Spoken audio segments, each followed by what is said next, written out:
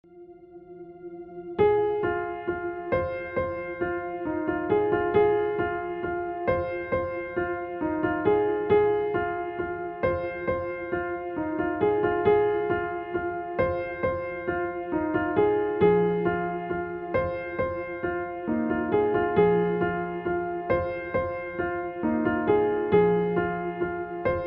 we're back.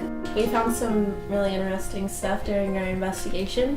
We went over all of the audio that we got while we were investigating, and we have a couple of pieces of audio that we want you to listen to that were particularly compelling. So this first one is going to be from session 2. It's an EVP. It's the only EVP that we got outside of the Ovilus. But you can hear a whisper. We weren't quite sure what it was saying, so we'll leave that up to you for your interpretation. Why not?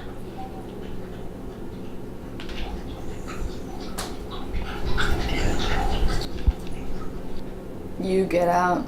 Yeah, that's what I thought I heard. Holly was the one going through this session. She thought it said, "Kill him," which was really disturbing. Yeah, that's why I wanted Suzi to listen to it, because I was like, this is really disturbing and I don't like this. Which get out sounds disturbing too, but to us it didn't make any sense. But we don't really think that it's talking to you guys. We think it's talking to us because Holly's the one that asked the question, and since it follows you, it wouldn't make sense at all to tell you to get out. But we also have some more from session 2 from the Ovilus. So this next one is broken up into 2 audio clips. So the first one, the Ovilus says non-human, and then during the second audio clip, Robbie, our cameraman, he says, "I think the Ovilus just said non-human," and the Ovilus responds with "right." That's why we saved it, because it was an intelligent response to his question, and it was acknowledging a previous response. So we think both of these responses came from the entity. So I'll let you listen to the first one. Are you talking about Blake?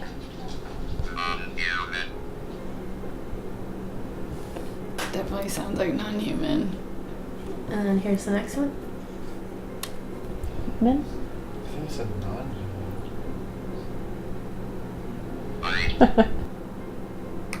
Right.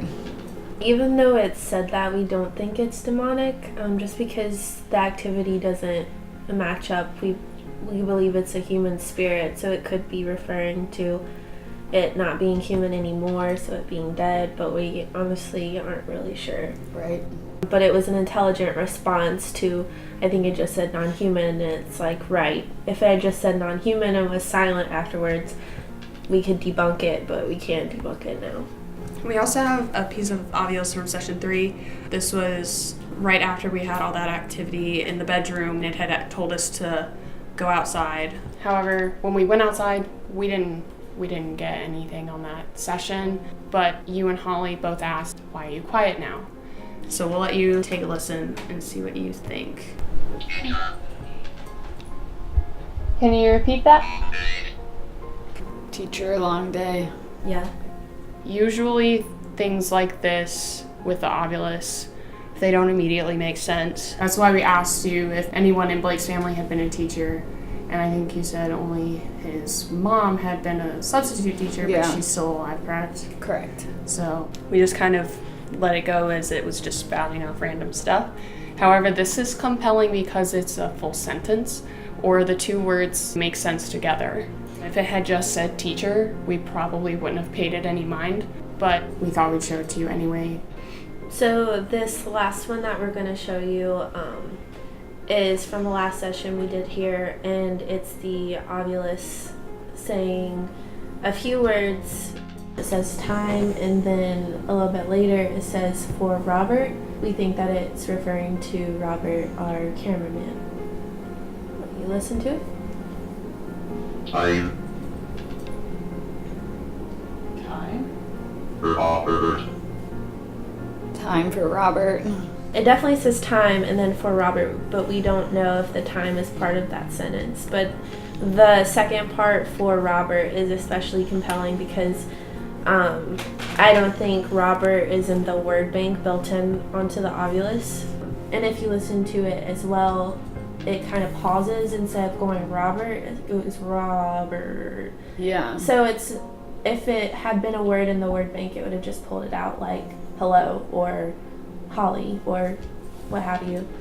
And considering that we had a Robert with us, this is especially intelligent. So that's why we wanted to show it to you, because it's especially compelling with the Ovilus.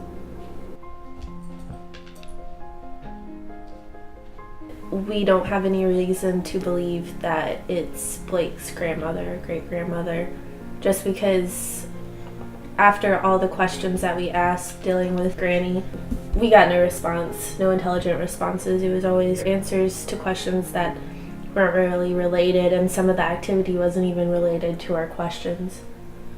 So, but you're definitely haunted. Good to know. But we don't know why yet. So what do you think? Like, were we able to answer some of your questions? How do you feel about what we've caught?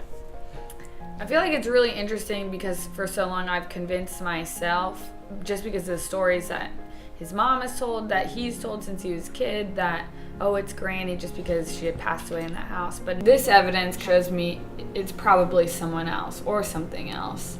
I'm glad you guys agree too that nothing seems malicious, and I am right in not feeling scared. But it does raise more questions for sure.